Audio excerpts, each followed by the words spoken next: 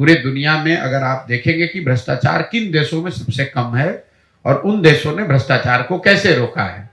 दुनिया में सबसे ईमानदार समझे जाने वाले जो देश हैं वो हैं Scandinavian countries, Norway, Sweden, Denmark. वहां पर सबसे कम भ्रष्टाचार है। उन देशों में भ्रष्टाचार को कैसे रोका गया? उन्होंने 4 चीज किए। पहला, ईमानदार जनप्रतिनिधियों का चुनाव होना चाहिए। अगर आप गलत आदमी को चुनेंगे, आप चोर को, बदमाश को, डकैत को अगर आप चुन कर लाएंगे तो स्वाभाविक तौर पर वो चोरी तो करेगा ही करेगा। अच्छे जनप्रतिनिधियों का चुनाव। दूसरा, सत्ता और संसाधन का विकेंद्रीकरण। सत्ता और संसाधन दोनों का इतना केंद्रीकरण कर दिया गया है कि 5 ही आदमी पटना से बैठ के निर्णय लेता है कौन योजना बननी है, कौन योजना रुकनी है, कहां पैसा जाना है, कहां पैसा नहीं जाना है। इसीलिए आप हर जगह सुनते हैं भैया बिहार में बड़ा अफसरशाही है। तीसरा, जन भागीदारी।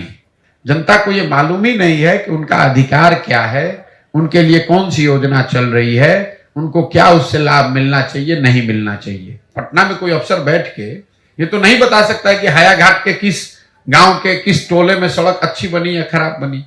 जहां बन भी रहा है उसका क्वालिटी खराब है। लेकिन अगर आपके घर के सामने सड़क बन रही है और आपको ये मालूम है कि इसका ये मापदंड है, इस आदमी को बनाना है, तो हर आदमी जगह या न जगह कम से कम जागरूक जनता जो है वो खड़ा होकर पूछेगी कि भाई ये क्यों इस तरह से बनाया जा रहा है या नहीं बनाया जा रहा है। और चौथा, बड़े पैमाने पर तकनीक का, टेक्नोलॉजी का प्रयोग। जैसे बिहार में मैं आपको एक उदाहरण से समझाता हूं। यहां पर नल जल योजना में हुए भ्रष्टाचार की चर्चा घर घर में है, हर आदमी बात कर रहा है। नल जल योजना को बनाते समय जो ये इतना हजारों करोड़ रुपए खर्च किए गए, अगर योजना को बनाते समय उसमें एक टेक्नोलॉजी का प्रयोग किया गया होता, स्मार्ट मीटर लगा दिया गया होता, तो पटना से बैठकर आप ये देख पाते कि कब मोटर ऑन हुआ, कितना पानी डिस्चार्ज हुआ, कितना पानी लोगों को मिला और कितना पानी बर्बाद हुआ। अगर आपने उस तकनीक का उपयोग किया होता तो आपको गांव-गांव में पूछने की जरूरत नहीं थी कि योजना चल रही है कि नहीं।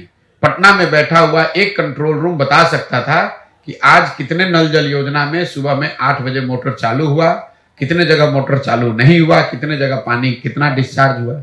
इन 4 चीजों के समावेश से भ्रष्टाचार पर बहुत बड़े पैमाने पर अंकुश लगाया जाए। खत्म नहीं होगा, खत्म बिल्कुल नहीं हो सकता है, ये आप मान लीजिए। ये जो कहता है वो झूठ बोलता है। लेकिन इन 4 चीज को अगर किया जाए, जनता ईमानदार जनप्रतिनिधियों का चुनाव करे, जो लोग सत्ता में आए वो सत्ता और संसाधन का विकेंद्रीकरण करे, बड़े पैमाने पर जनता को सरकार के निर्णयों में, योजनाओं के बनाने और क्रियान्वयन में शामिल किया जाए और तकनीक का उपयोग हर स्तर पर किया जाए, तो बिहार में भ्रष्टाचार को कम किया जा सकता है।